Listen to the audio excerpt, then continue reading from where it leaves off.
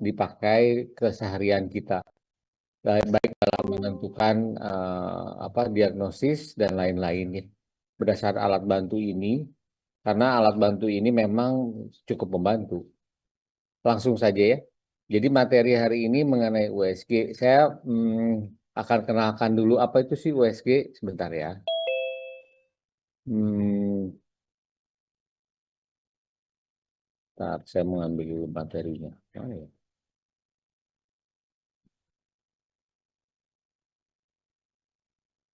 Nah ini. Saya izin share ya.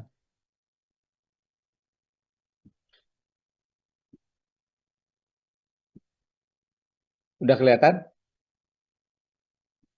Izin sudah dong. Jadi kalau berdasarkan ininya USG kita lihat dari alat aja dulu ya. Jadi ini alat USG sama aja sih yang besar sama kecil. Dia terdiri dari adanya layar, ada monitor ya di sini. Ada monitor, terus ada alatnya yang buat yang menempel itu namanya transducer atau probe. Nah, ini yang transducer ini. Lalu ada keyboard.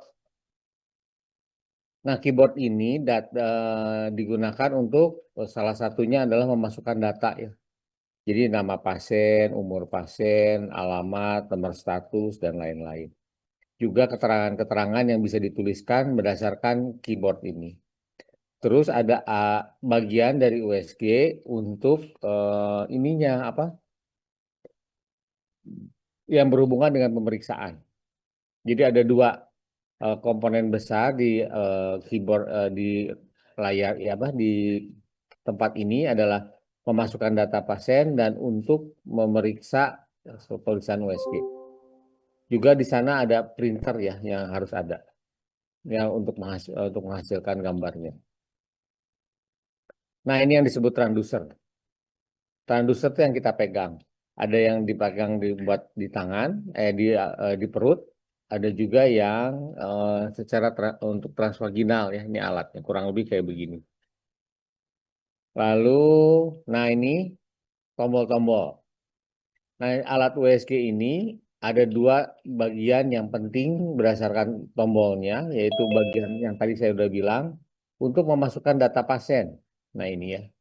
Jadi nama, umur, HPHT, semua data dimasukkan karena untuk kelengkapan administrasi.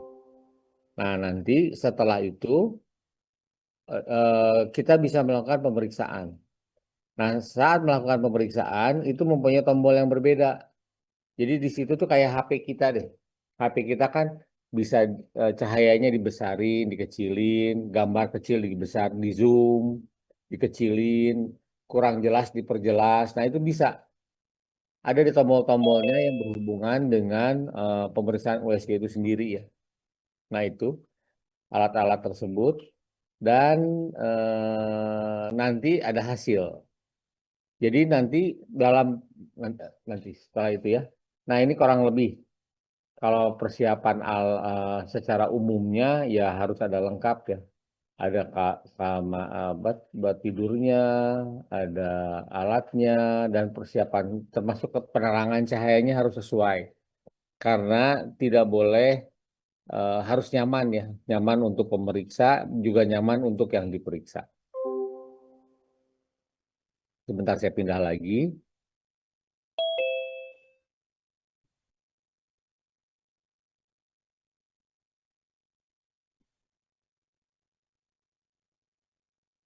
Nah, saya share lagi ya.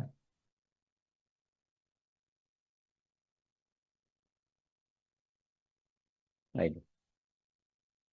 Jadi secara umum USG ini mempunyai unsur-unsur fisika ya dan prinsip yang digunakan untuk keselamatan, baik keselamatan pemakai juga untuk keselamatan yang diperiksa. Karena bagaimanapun juga USG ini menggunakan energi. Energi yang digunakan terutama adalah suara ya. Dan di sana itu perlu persiapan peralatan, persiapan dan ruangan dari pemeriksaan USG seperti gambar yang tadi sebelumnya. Nah, jadi di sini tuh prinsipnya USG itu adalah suara. Jadi si yang transducer yang kita pegang, namanya transducer yang dipegang itu. Dia akan menghasilkan suara. Suaranya dalam gelombang tertentu, dan dia juga selain menghasilkan suara, dia bisa menangkap gelombang balik dari suara itu yang dipantulkannya. Nah, nanti dari pantulan tersebut akan diterjemahkan menjadi gambar. Nanti akan diterangkan lebih jelasnya nanti ke belakang. Nah, ini gelombangnya. Jadi ada gelombangnya berjalan.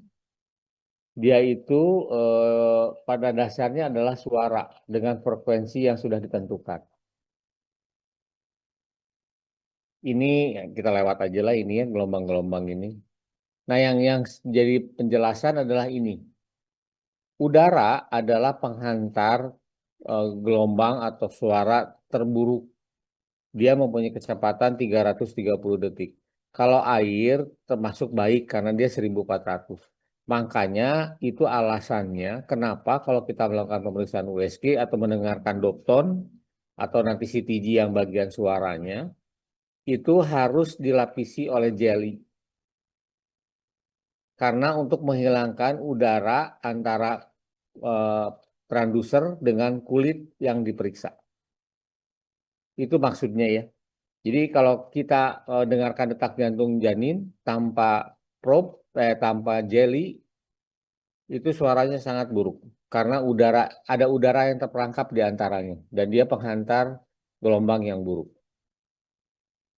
Nah, ini prinsip dasarnya ya, radar gitu. Kalau dari ini belajarnya dari sini.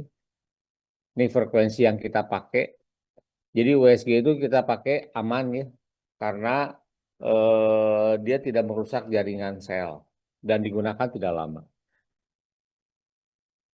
Nah, ini alatnya. Ini yang transducer tadi alat, ini objek yang diperiksa.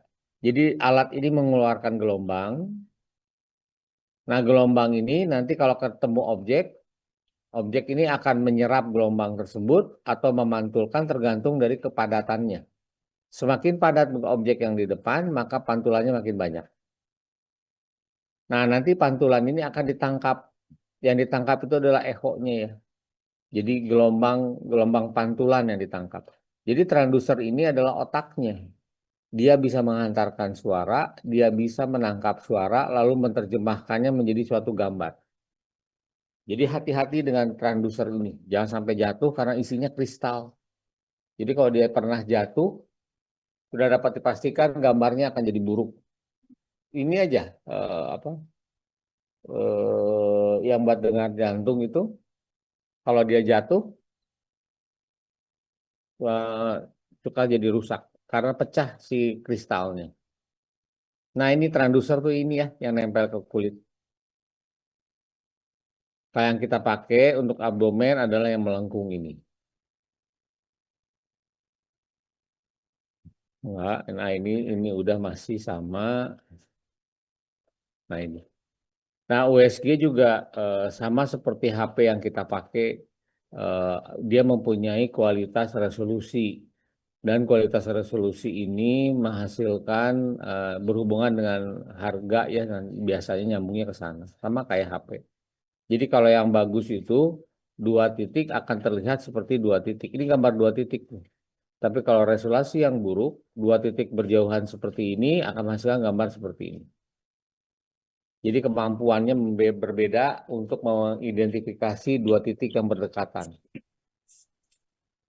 Jadi kan suka nanya nanti teh, apa sih yang bedanya yang mahal sama yang tidak mahal ini?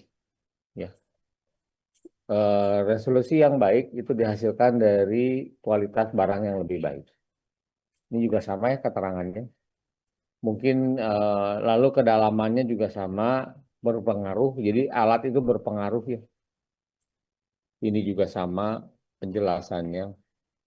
Eh, Resolusi dan kemampuan menembus juga berhubungan dengan alat itu. Makanya alat USG itu ada yang portable, ada yang besar, yang seperti kulkas gede gitu.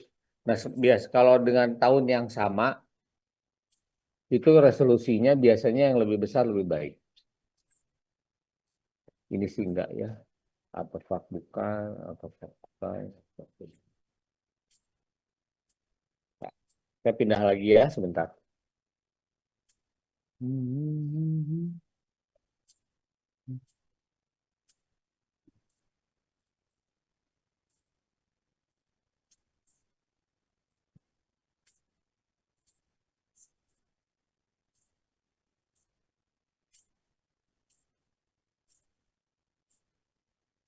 Nah ini USG ya.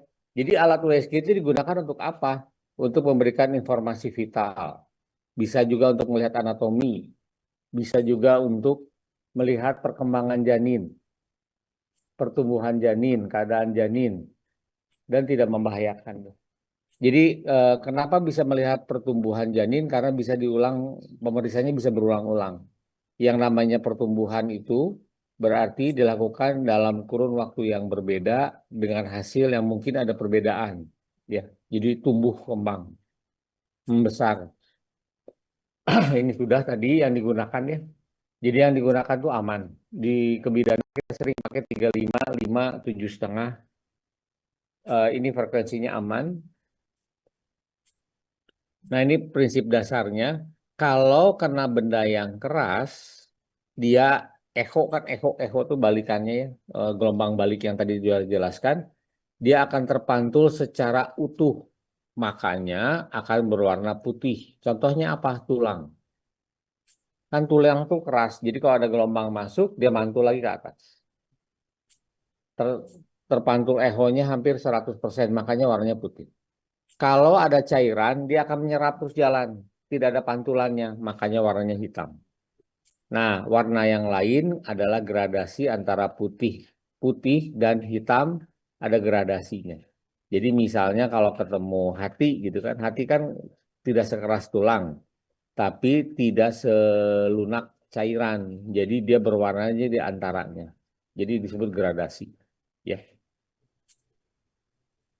Nah ini jadi eh, pentingnya USG itu tergantung dari tiga interaksi ini ya.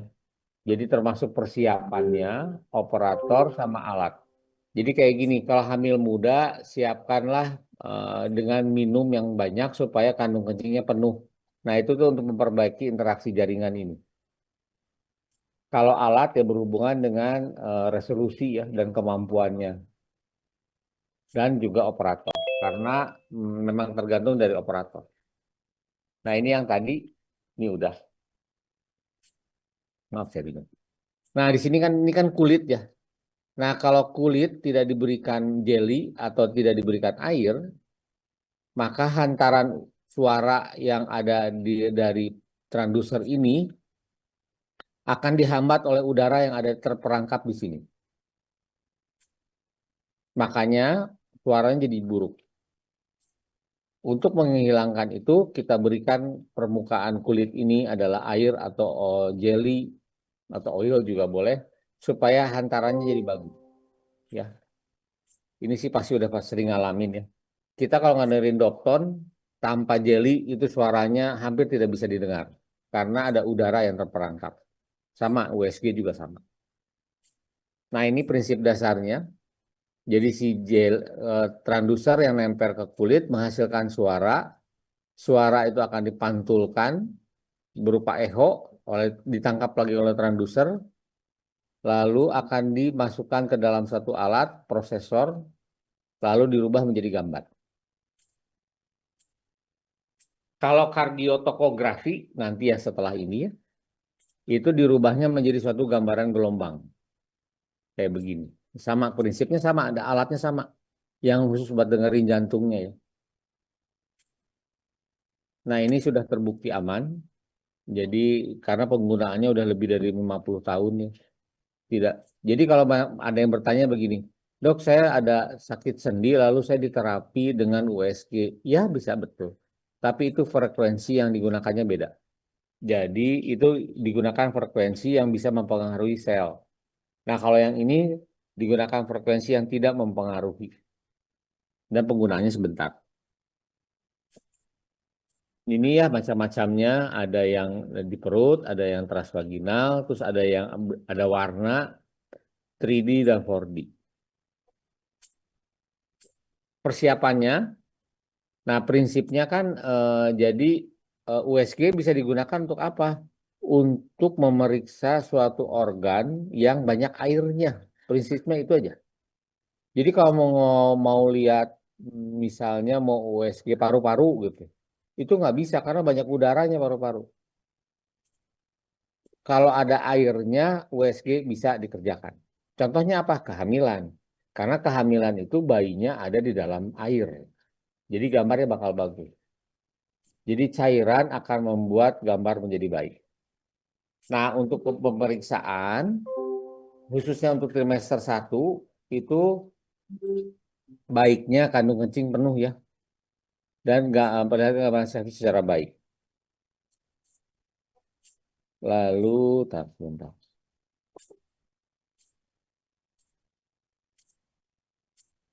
Eh, persiapan, nah persiapannya ya. Jadi pastikan kulitnya utuh, tidak ada luka, jelinya ada, alatnya juga punya, sesuaikan semuanya udah baik. Jadi ibunya sudah bersedia diperiksa juga, kitanya juga mampu untuk mengerjakannya. Yang gambar seperti setting yang kayak tadi ya. Nah, nanti ada pengelompokannya. Kalau trimester 1 untuk menentukan kehamilan di kehamilan kecil. Ya, ini ya utamanya itu. Lalu trimester 2-3 akan memeriksa kondisi yang lebih lanjut. Jadi karena bayinya sudah besar, jadi kita bisa menilai yang lain-lain. Bisa menilai plasenta, bisa menilai tali pusat, dan lain-lain. Nanti ada penjelasan. Nah ini secara garis besar, kalau trimester 1 dan trimester 2-3, ini yang bisa diperiksa untuk kehamilan. Jadi menentukan kantung hamil, kalau ada kantungnya, lihat apakah ada bayinya, embrionya. Kalau iya diukur panjangnya, lalu dilihat detak jantung dan geraknya kalau kelihatan. Juga jangan lupa tentukan jumlah janinnya. Kalau trimester 2-3 lebih banyak. Karena apa? Karena plasenta udah jadi. Air ketuban, tali pusat sudah ada. Eh, apa presentasi. Jadi letak janinnya gimana nih? Kepalanya di bawah kah, di atas kah, atau gimana? Jadi lebih banyak informasi yang bisa didapatkan di trimester 2 dan 3 karena bayinya lebih besar. Nah, ini ya. Jadi cara menghitungnya itu bisa dengan melihat kantung kehamilan, dengan melihat panjangnya janin, dan juga bisa melihat hidup atau tidaknya. Kalau plasenta hilang kandung kehamilan ini ini berdasarkan teori saja, tapi prakteknya tergantung dari kondisi nanti dilihat. Nah ini pengukuran ya, pengukuran itu bisa lingkar kepala, mana? Nah ini bisa lingkar kepala, bisa lingkar perut, bisa panjang tulang paha, bisa dia lebar kepala, panjang janin atau em, kantung kehamilan. Jadi kalau hamilnya kecil, kurang dari 12 minggu, kita bisa melakukan pemeriksaannya kantung kehamilan dengan tinggi janinnya. Tapi kalau sudah trimester 2 dan 3, oh ya, trimester 1 itu 0 sampai 12. Trimester 2 itu 12 sampai 32. Trimester 3, 32 sampai ke atas. Itu perjanjiannya ya, kalau secara USG. Nah ini, jadi kalau janin berbentuk seperti ini, kita bisa mengukur di lingkar kepala, lingkar perut, panjang tulang paha. Ini sih enggak. Nah ini ya, jadi pemikirannya kita harus memasukkan HPHT dengan benar lalu memperkirakan. Kenapa? Karena bayi itu dalam kandungan itu berkembang. Ini evolusinya seperti ini. Jadi dari berbentuk embrio nantinya berupa janin. Ini kurang lebih memerlukan waktu 40 minggu ya. Jadi minggu per minggunya itu terjadi perubahan. Jadi ini dasar pemeriksaan embriologi untuk USG. Jadi kalau kita mau meriksa di minggu keberapa, apa yang kita harapkan disesuaikan dengan usia kehamilannya. Jadi jangan mencari misalnya lingkar kepala di hamil muda, belum ada, belum bisa terbentuk, ya. Nah, jadi prinsipnya USG itu menggunakan frekuensi yang aman dan gambar yang dihasilkan merupakan suatu gambaran dari hasil gelombang yang diterjemahkan menjadi apa namanya menjadi gambar oleh alat ya. Sama kayak kita HP kita lah. Kita tidak mengerti apa yang terjadi dalam HP, tapi kita bisa menggunakan HP dengan baik. Lalu ultrasound, nah ini ya bisa melihat apakah hamilnya di luar kandungan atau tidak. Nanti sambil praktek kita pasti tahu caranya, ya. Kalau di sini sulit, masa ngasih tahunya. Atau menyingkirkan, jadi memastikan dia hamil atau tidak, hamilnya di dalam rahim atau tidak, apakah janinnya hidup atau tidak. Terus bisa menentukan usia kehamilan dan menentukan hamilnya satu atau lebih. Itu kurang lebih itu ya. Ini sih enggak. Nah ini. Jadi kalau trimester pertama itu yang tadi saya udah bilang apa hamil atau tidak, ada ke tempat kehamilannya, menentukan umur kehamilan, dan menemukan kalau ketemu apa-apa kita bisa menemukan hal lebih lanjut. Di sini ada yang dinas di ini nggak USG dinas di puskesmas. Itu kan sekarang sudah ada pelatihannya untuk dokter-dokter oleh Depkes mengenai USG ini, terutama USG yang dikerjakan di trimester 1 dan trimester 3. Jadi sudah ada, jadi dengan maksud tujuannya adalah untuk meningkatkan kemampuan screening. Nah ini. Nah ini kantong kehamilan. Kalau di USG ya. Ini kantungnya. Lalu ini gambaran ilustrasinya. Kalau secara gambar. Ini juga sama. Nah ini kantong kehamilan dengan embrio. Nah ini yang kecil ini. Kalau ada embrio ini nanti yang diukur kalau maaf. Kalau kantung yang diukur besar kantungnya. Kalau embrio diukur tinggi embrionya, ya. Ini juga sama gambarnya diulang. Nah, ini embrionya. Nah, ini kalau bentuk dari samping, ini gambar ilustrasinya di sebelah kanan. Ini vagina, ini serviks, ini rahim, ini kantong kehamilan, ini kantong kantong hamil, yolk sac. Ini juga sama, ini gambar ilustrasinya. Ya. Jadi kurang lebih jadi nanti semakin bagus resolusi yang kita pakai, hasilnya akan lebih baik. Jadi kalau ini kan kayak buram gini, kalau resolusi kita baik, itu bisa kayak gini gambarnya keluar. Ini sama. Jadi ini badan bayinya, ini kepala bayinya, ini plasenta, ini badan. Kalau bisa lihat gitu, ini contohnya di sini. Ini plasenta sama, ya. Jadi nanti kalau sering lihat matanya jadi bisa mengidentifikasi ya. Nah ini kantong kehamilan. Nah, cukup ini, jangan begini. Terus saya stop share lagi ya. Nah satu lagi ini masih TG, itu TG. Oh iya, ini satu lagi. Masih TG juga.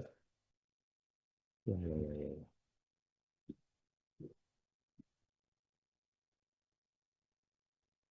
Mungkin ada yang mau ditanyakan?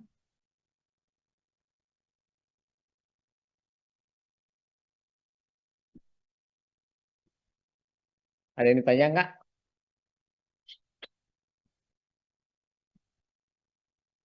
Eh bingung ya sebetulnya kalau USG itu dibicarakan. Jadi enak mah nanti pas ada alatnya langsung dikasih tahu saat itu. Cuman ini sebagai pengetahuan dasar aja supaya jangan bingung nanti besok. Insya Allah besok itu ada prakteknya ya jam 7. Besok pagi ya. Dan nanti besoknya lagi yang CTG. Ini hanya sebagai gambaran umum. Gambaran umum itu maksudnya supaya udah pasti tahu lah alat USG ya, udah pernah pegang, tahu bentuknya juga, probnya tahu segala macam.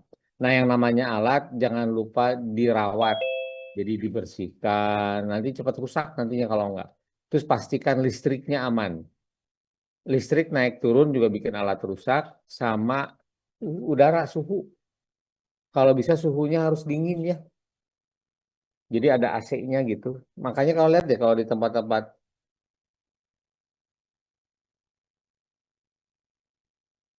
maaf, di tempat-tempat pemeriksaan USG yang gitu-gitu pasti dingin. Itu sebetulnya bikin awet alat. Alat elektronik kalau dikasih dingin umurnya jadi panjang.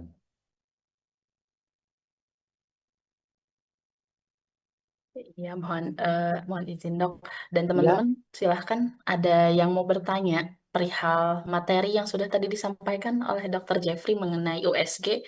Silahkan jika berkenan mau on mic silahkan atau mungkin di kolom chat Zoom dipersilahkan teman-teman. Mm-mm.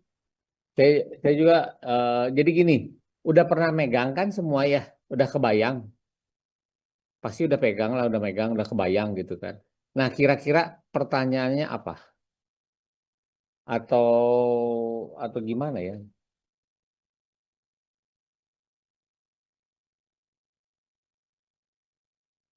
Hmm? Ini kan ada berapa orang? Seratus Izin tiga dok, puluh, dua izin ratus dua iya. puluh delapan, berarti 128 ya? Izin dok, angkatan ini ada 127 mahasiswa. Oh Dan gitu. diharapkan teman-teman bisa nih bertanya perihal USG karena izin dok besok kita praktek ya dok. Ya, jadi besok tuh jadi tinggal langsung aja, nggak usah diulang lagi nih materi ini, karena materi ini memang ya tidak menyenangkan lah, termasuk yang dasar gitu ya. Tapi ya memang harus tahu. Jadi apa sih fungsinya USG? Kan udah tahu ya, bisa dikerjakan untuk menentukan kehamilan dan bagaimana alat USG itu bekerja. Itu pentingnya dulu sekarang. Jadi nanti besoknya ada pasiennya nggak Bu? Izin iya dok, ada pasiennya. Oh, ya, ya, ya. Nanti pembagiannya kelompoknya dibagi dua gitu atau gimana? Eh, izin iya dok, nanti dibagi per kelompok juga. Ya, ya, ya. Mending lama dibesokin aja ya. Izin iya. Ayo teman-teman, adakah yang mau bertanya perihal USG? Apakah ada ketentuan kah untuk pemeriksaan USG mulai usia kehamilan berapa atau bagaimana gitu teman-teman? Adakah yang penasaran bagaimana kegunaan atau pemeriksaan dan lain sebagainya perihal USG ini? Ayo teman-teman, ditunggu di chat Zoom atau reaction. Oke. Nah, mohon izin dok, di sini ada Teh Davina. Silahkan Teh Davina, bisa on Ya, mic. bangga, bangga, bangga. Silahkan. Baik, terima kasih Teh Puspita atas kesempatannya dan juga Dr. Jeffrey. Mohon izin bertanya. Sebelumnya mungkin ada di masyarakat itu ada mitos yang beredar terkait USG di usia kehamilan muda atau trimester pertama itu berbahaya bagi janin. Nah, mungkin itu efeknya dari gelombang suaranya atau dari yang lain-lainnya. Nah, mohon izin bertanya, dokter, faktanya itu seperti apa ya terkait USG di trimester pertama? Seperti itu, dokter, pertanyaannya. Ya, terima kasih. Enggak sih sebetulnya sama aja. Jadi trimester satu, 2, dan 3 dipaparkan dengan alat yang sama, cara yang sama aman. Karena sudah terbukti si gelombangnya itu tidak menyebabkan kerusakan sel. Beda sama ini apa namanya kalau ronsen. Kalau ronsen kan dia itu merusak sel si alatnya tuh. Dia bukan gelombang. Kalau dia mah sinar, sinarnya tuh bisa rusak gitu loh selnya. Emang betul itu mah. Kalau USG mah enggak, setahu saya nggak ada. Belum ada data yang mengatakan. Kecuali kalau kita menggunakan enggak juga sih. Karena ke USG yang digunakan untuk obstetri itu sudah ada kontrolnya. Jadi frekuensi yang dipakai, alat yang dipakai, semua sudah ada kalau ini jadi aman. Untuk penggunaan biasa ya, penggunaan biasa itu mungkin 5 menit, 10 menit gitu aman. Baik, terima kasih dokter untuk Ya, jawabannya. Terima kasih juga Teh Puspita. sama-sama. Iya, baik. Terima kasih Teh Davina atas pertanyaannya sangat luar biasa. Untuk itu silahkan izin dok Ada masih lagi? ada Apakah teman-teman ada yang mau bertanya lagi? Silahkan.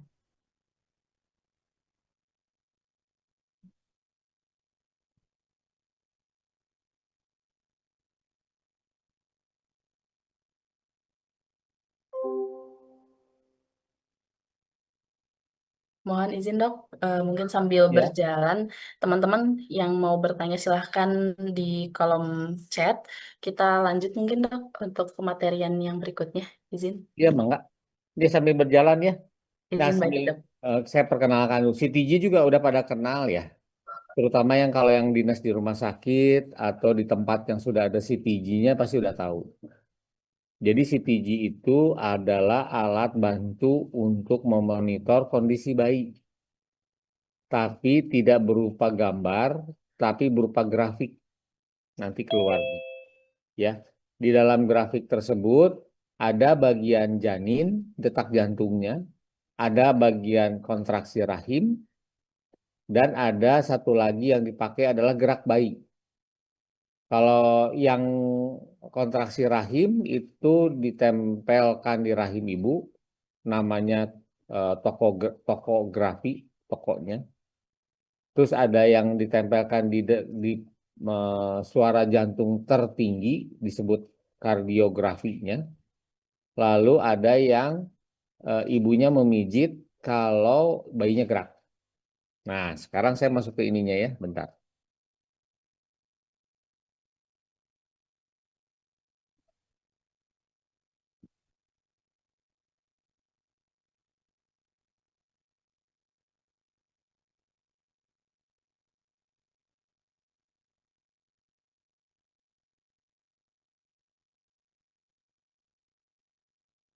Nah, jadi CTG itu mana ya?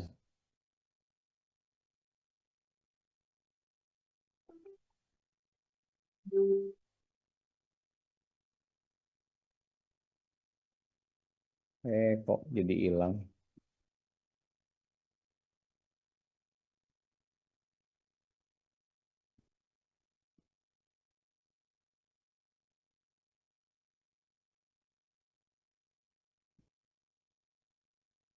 Nah ini.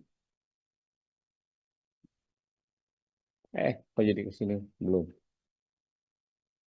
Zoom.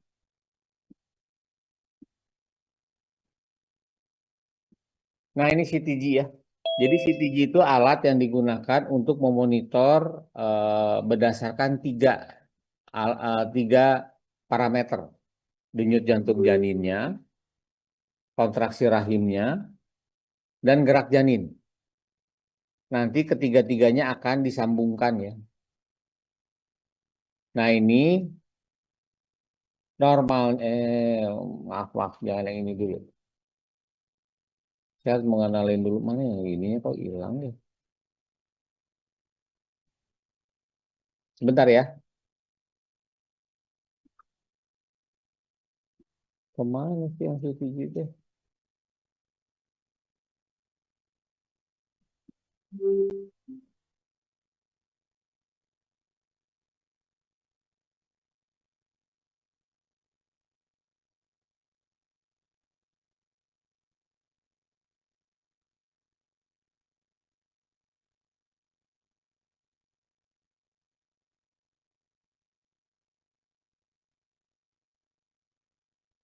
Ini kok hilang CTG saya, bentar ya.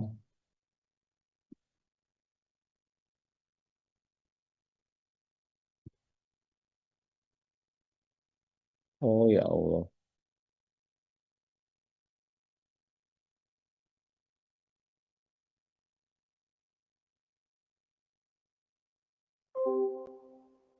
Maaf, udah disambungin ininya. Nah, ini CTG ya. Jadi CTG ini untuk pengawasan ya, pengawasan janin di dalam rahim untuk melihat dari monitoring gerak janin dengan kontraksi rahim dan kontraksi dan gerak janin, kontraksi rahim dengan denyut jantung janin. Nah, ini ketiga parameter tersebut. Nah, ini kardiografi. Kardiografi ini untuk memeriksa detak jantung janin dan perubahannya. Tokografi adalah untuk memeriksa aktivitas rahim dan gerakan janin, serta kardiotokografi. Nah, kalau kardiotokografi nanti disambungin tuh antara detak jantung janin dengan kontraksi rahim. Jadi gimana sih maksudnya? Jadi gini, kontraksi rahim itu akan menyebabkan penurunan aliran darah ke plasenta. Itu dasarnya. Jadi saat kontraksi, aliran darah ke plasenta itu akan menurun. Karena aliran darah ke plasenta akan menurun, itu akan menyebabkan beban ke janin. Janin kalau sehat, dia akan berespon dengan meningkatkan detak jantungnya. Seperti orang kalau lagi diam, detak jantungnya di 70 misalnya, terus disuruh lari. Naik kan jadi 110, 120 gitu. Nah sama. Jadi beban untuk janin itu dimonitornya dengan kontraksi rahim. Kalau janin yang baik, kalau ada kontraksi rahim, maka detak jantungnya akan meningkat. Kalau bayi yang tidak baik sehat, kontraksi jantung dia akan menurun. Itu prinsip dasarnya ya. Makanya digabungkan. Termasuk, nah selain detak kontraksi rahim, gerak bayi juga merupakan beban untuk janinnya sendiri. Jadi setiap gerak harusnya detak jantungnya naik. Nah ini alatnya. Jadi alatnya ini kepalanya di sebelah sini ya. Jadi ada bagian yang ditempelkan di fundus untuk melihat kontraksi rahim. Sebentar. Nah untuk kontraksi rahim tuh yang ini. Alatnya yang ini. Ya. Lalu ada yang untuk menentukan detak jantung janin, yang ini. Yang namanya kardiografi. Nanti gambarnya akan ada di sini. Ya, gambarannya. Nah, ini kurang lebih alatnya. Normalnya ada yang detak jantung itu memang di beberapa buku kalau baca di 110 ya. Tapi di kita sudah disepakati kita pakai 120 supaya aman. Jadi normalnya antara 120 sampai 160 detak jantung janin di antara ini. Nah, ini. Ini normal di antara ini. Ya. Nah, setelah itu sebentar.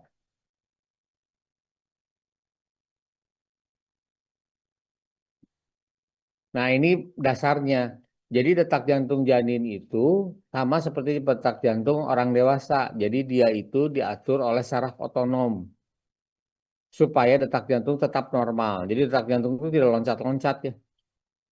Kenapa ada nilai normal detak jantung? Karena ada saraf yang mengaturnya. Namanya simpatis dan parasimpatis. Jadi ini yang mengaturnya dan janin juga punya ini. Sama.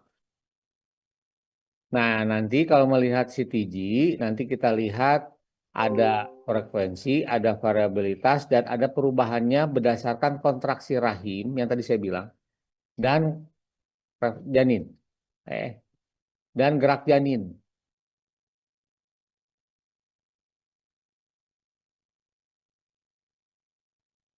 Nah, ini variabilitas ini, sebentar ya.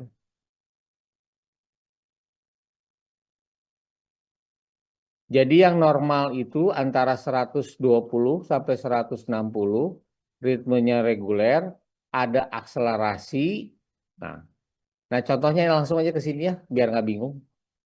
Jadi normalnya 120 sampai 160, berarti di bawah ini tidak normal, di atas ini tidak normal. Dan ini ada variasi dari beberapa buku, tapi yang kita sepakati yang atas ini. Kalau di atas 160 disebut tahikardi, kalau di bawah 120 disebut bradikardi. Nah, ini contohnya. Nah, ini detak jantung yang nah ini detak jantung janin. Detak jantung janin, nah ini tuh dalam satu kotak ini tuh kurang lebih 10 menit. Ini satu kotak ini. Nanti ada aturannya yang dibaca. Jadi kalau ini dibacanya adalah 20 menit jatuhnya.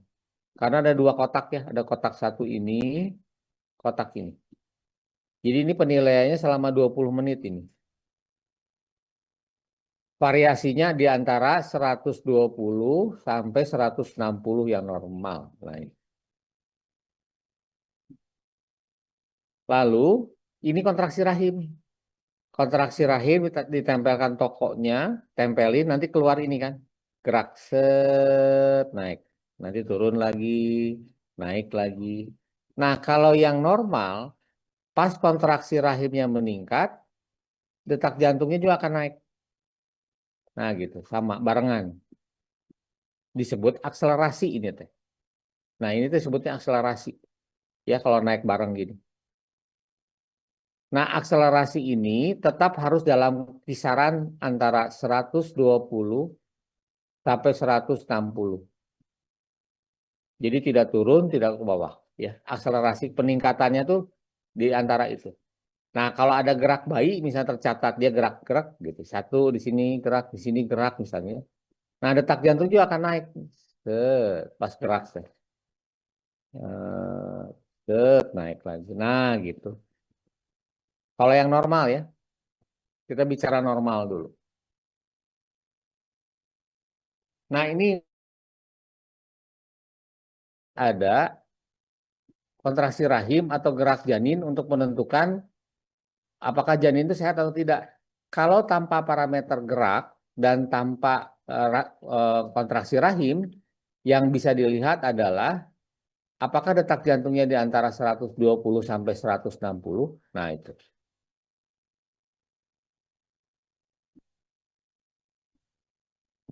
Lalu, nah ini contohnya. Ini nggak sehat nih. Kok bisa nggak sehat?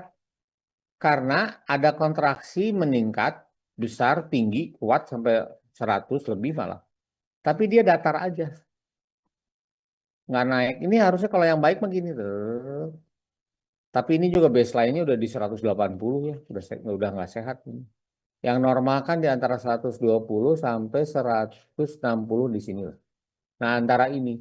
Jadi kalau yang sehat tuh naiknya naik turun gitu. Ya. Kebayang ya? Nanti prakteknya nanti saya kasih itu pas lagi praktek. Tapi ini prinsip dasarnya.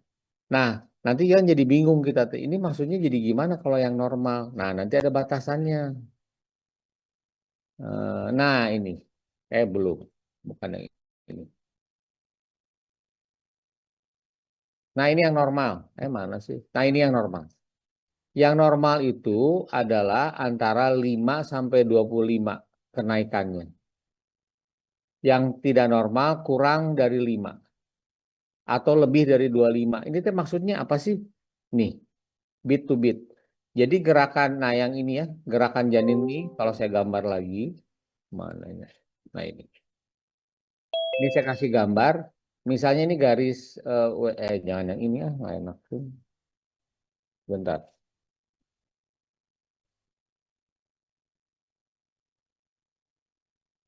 Nah di sini aja, ya. Nah ini variabilitasnya, ini tuh kalau ambil gambar, ini kan 180 misal garis yang ini ya. Ini 150 garis yang ini. Berarti ini teh 1, 2, 3. Satu kotak ini mewakili 10. Ya. Nah 10 ini teh. Ini ada 3 kotak. Berarti jarak ini adalah 30. Ya, setuju? Ini jarak ini 30.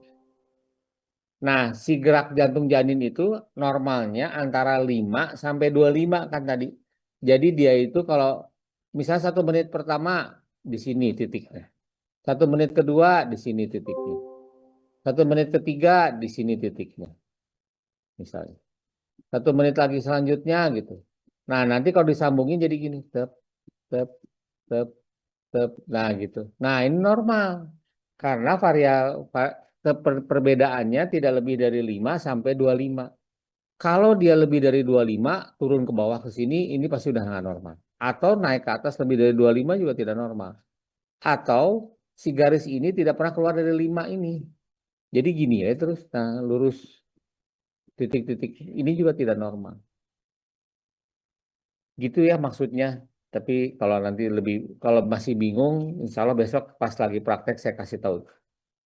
Tapi ini dasarnya dulu aja, biar nggak jadi bingung.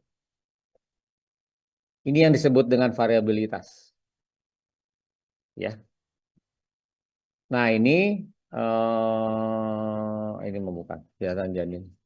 Nah ini, udah prinsip dasarnya itu. Jadi gerakan rahim akan merupakan beban untuk janin. Kalau dia sehat akan berespon meningkat. Kalau dia tidak sehat, dia tetap atau malah menjadi turun. Nah, kalau yang namanya turun ini disebut deselerasi. Deselerasi itu ada 3. Deselerasi dini, lambat, variabel. Jadi macam-macam ya. Nanti udah dikasih tahu kalau pas lagi ini. Pas besok. Bukan saya mau pelit ilmu, bukan. Tapi memang harus lagi praktek. Susah kalau nggak. Ini sama variasi-variasinya. Mungkin sampai sini ada yang mau ditanya nggak? Tanya dulu. Ada yang pernah megang CTG nggak? Izin belum dok, tapi pernah ngeliat aja waktu pas ada demonstrasi. Nah, iya ya. Ya minimal kalau udah pernah lihat gampang lah ya. Apalagi kalau pernah pasang, pernah menggunakan. Memang membacanya perlu perlu eh, perlu apa ya namanya pelatihan untuk bisa membacanya. Tapi dasarnya adalah kontraksi rahim menjadi beban detak jantung janin. Itu dasarnya. Kalau yang sehat dia akan naik, kalau yang sakit dia akan turun. Naik juga nggak boleh naik, apakah pasti naik itu normal? Ya nggak juga. Kalau lebih dari 25 tidak normal. Nah gitu, jadi ada variasinya. Kontraindikasi nggak ada ya, setahu saya mah kecuali kalau yang alergi sama si jelinya atau ibunya juga nggak mau. Tapi setahu saya aman. Sama alatnya sama kayak jadi yang alat tokografi itu alat yang ditempel di fundus tuh, dia itu bisa meraba kekuatan rahim. Jadi kalau rahim jadi keras, nah itu kan jadi keras kan kita bisa pegang tuh. Nah alat itu bisa ngeraba itu. Makanya gerakannya seperti rahim, kontraksi. Mohon izin dok, ternyata di kolom chat ini cukup Iya, banyak teman-teman yang lagi baca. bertanya. Izin, baik dok, izin saya bacakan ya dok ya, yang Nggak pertanyaan usah, pertama. sama saya aja, Bu. Oh Langsung iya, aja. Ini saya lagi jawab yang tadi. oh iya, baik dok. Ada 3 pertanyaan dok, izin. Maaf, yang Iya, kontraindikasi kan udah izin USG. ya dok. Nah, kalau USG ini sebetulnya tergantung dari niatnya. Kalau memang kita mau, jadi gini ya, apa ya?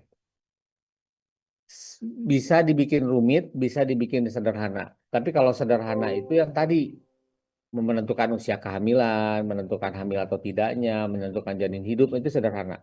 Tapi kalau mau yang lebih dalam kayak ketong maternal untuk melihat kelainan dan segala macam itu juga memungkinkan, tapi diperlukan ilmu khusus dan alat khusus.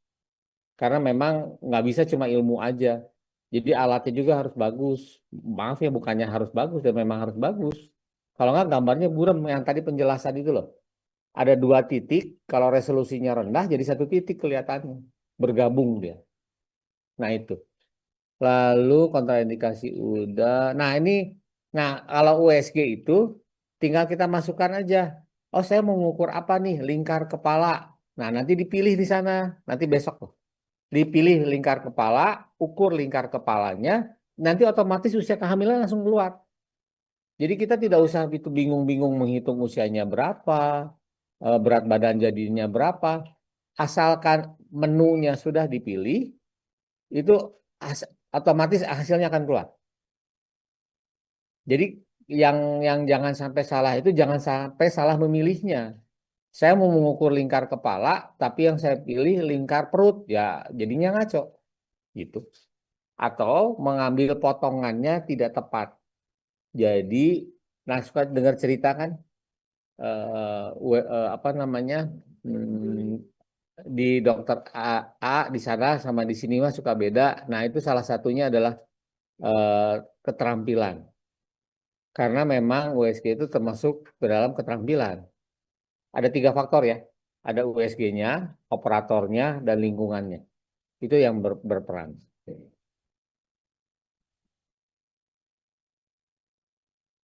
Ya, oh ini mah karena di rentang ini frekuensi yang digunakan ini tidak merusak sel. Jadi sel itu ternyata terpengaruh oleh getaran. Udah pernah baca kali ya, pernah dengar juga. Makanya ada terapi dengan getar dengan USG kalau kita lagi sakit badan, sendi sendi nyeri, otot kram pakai terapi USG itu termasuk yang di fisioterapi. Itu bisa memang. Nah, kita tidak menggunakan alat frekuensi yang itu. Kita menggunakan frekuensi yang aman.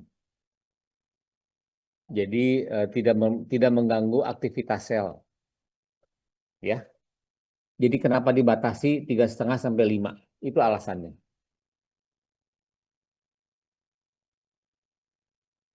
Lalu udah kejawab semua ya? Izin dok, sudah terjawab. Namun tadi pertanyaan pertama dari Teh Bunga itu sebenarnya masih eh, ada sedikit pertanyaan juga, Iya, yaitu iya, boleh apa-apa. izin dok dari Teh Bunga itu pertanyaannya. Jadi kan ini memang pasien tuh biasanya suka diperiksa oleh dokter, tapi kadang masih ada juga kecolongan terjadinya kelainan pada bayi setelah lahir. Nah itu bagaimana ya dok? Oh iya, inilah sederhananya mah. Ini mah kita pakai ilustrasi aja ya. Ada motor lagi parkir di luar gitu kan. Motornya teh bagus, warnanya bagus, bersih, dirawat, kelihatannya baik. Nah, begitu kita pengen tahu apakah motor ini baik atau tidak, kita harus naikin tuh motornya. Nanti pasti naikin bisa tahu, oh mesinnya rusak, beber-bedan, misalnya majunya nggak lancar. Pasti pakai oleng, miring ke kiri, ke kanan. Nah, yang itu yang nggak bisa dinilai dengan USG. Jadi USG itu kita melihat motornya bersih, baik, terawat. Tapi kalau mau dicoba, ya harus dinyalain mesinnya. Nah, kapan dicobanya itu? Pas lahir. Kayak fungsi jantung ya. Jantung kelihatannya baik.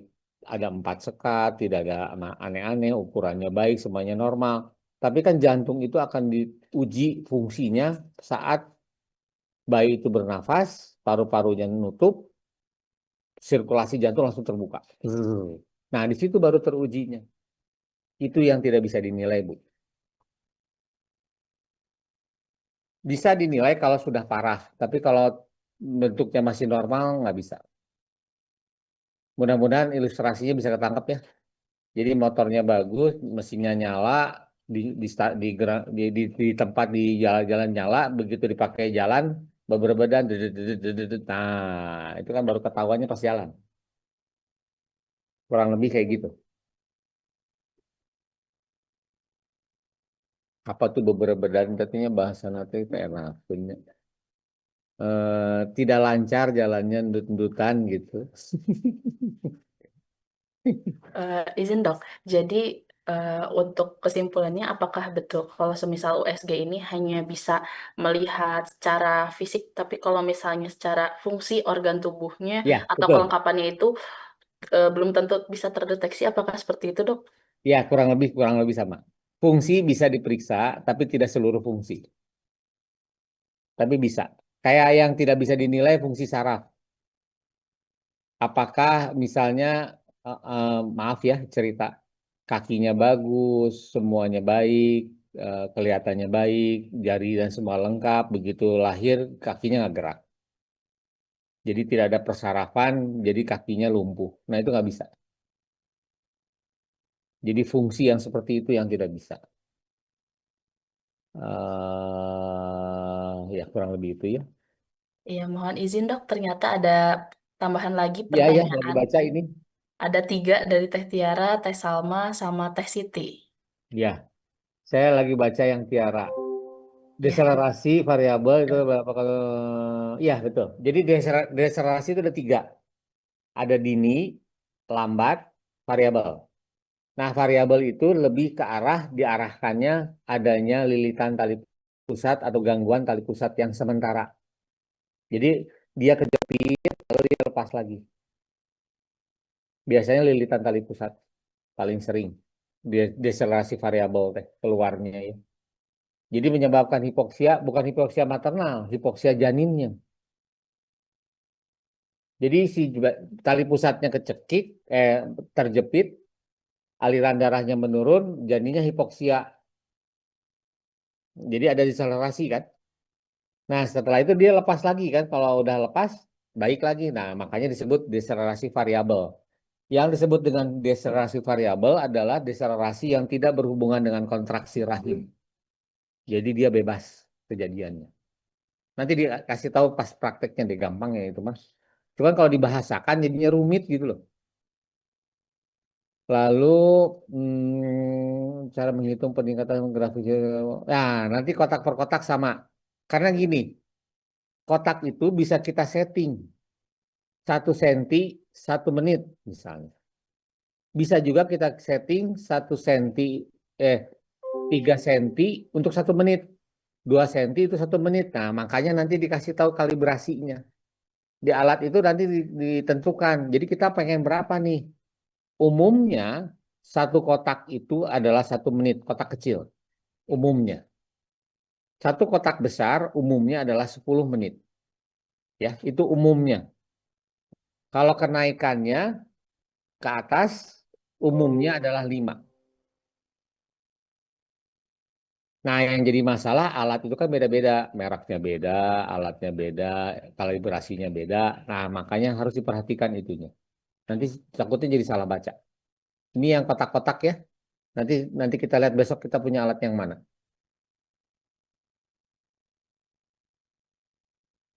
Pemeriksaan USG kalau dari Depkes, ini yang pertanyaannya Siti Berliana, itu tuh dilakukan di awal trimester, kurang dari 12 minggu, dan di trimester 3, 32 sampai 36 minggu. 2 kali pemeriksaan. Jadi selama hamil itu 6 kali diperiksa, 2 kali oleh dilakukan USG, yang dilakukan di trimester pertama dan trimester 3. Itu aturannya ya. Tapi kalau di textbook mah ya seperti biasa setiap bulan, nanti masuk 8 jadi 2 minggu, masuk 9 jadi seminggu. Nah kalau USG transvaginal dan USG abdominal itu sebetulnya sesuai dengan indikasi ya. Semuanya punya kelebihan, semua punya kekurangan. Kalau yang kita periksa itu besar, udah hamil gede, kita tidak bisa melakukan dengan transvaginal. Kenapa? Karena bayinya udah gede, jadi lebih enak dari perut. Kalau bayinya masih kecil, masih 8 minggu, 7 minggu, kan kecil banget tuh kantungnya. Kalau diperiksa dari abdomen terlalu jauh. Jadi kalau mau lihat lebih detail, kita gunakan transvaginal. Jadi tergantung indikasi, semuanya sesuai indikasi. Jadi tidak ada yang lebih baik, tidak jelek. Jadi memang itu didesain untuk dua pemeriksaan-pemeriksaan berbeda.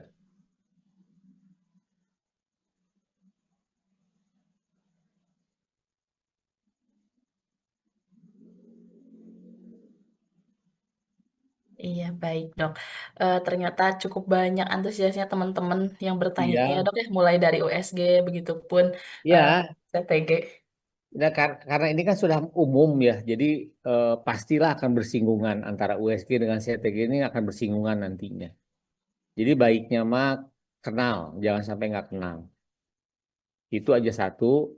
Nah, masalah nanti kalau ada ini besok kalau kita ketemu, nah dicatat sekarang ditulis, Billy kagok, jadi langsung ditanyain, jadi langsung dipraktekin gitu loh. Oh ini mah gini gitu.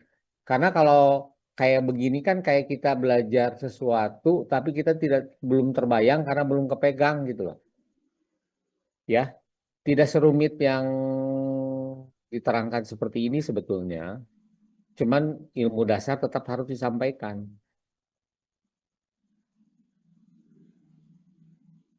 Mungkin ada lagi? Iya, silahkan teman-teman jika ada yang mau bertanya lagi, mungkin karena dari chat Zoom sudah terjawab semua, silahkan untuk yang berkenan untuk on mic. Ada yang Ya mau boleh. bertanya teman-teman? Diskusi boleh. Ngobrol kalau saya bisa jawab, saya jawab. Iya, Kalau tidak, perihal. nanti kita cari jawabannya bersama-sama. Iya. Teman-teman, bagaimana perihal materi yang sudah disampaikan oleh dokter mengenai USG dan juga CTG, karena kita juga masih ada waktu untuk berdiskusi ataupun bertanya. Silahkan teman-teman.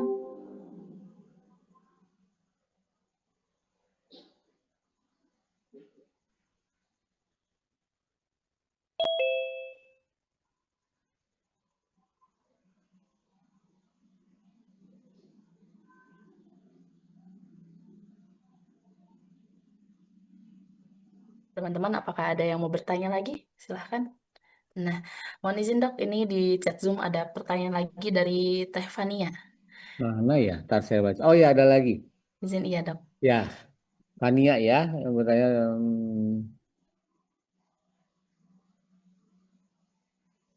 Bisa,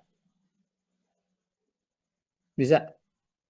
Jadi Down syndrome itu kan kelainan kromosom aja lah yang bisa kromosom, bisa Down syndrome, bisa Edward syndrome dan lain-lain. Itu tuh mempunyai gambaran khas yang bisa terlihat secara USG. Iya jawabannya. Kalau dia manifest.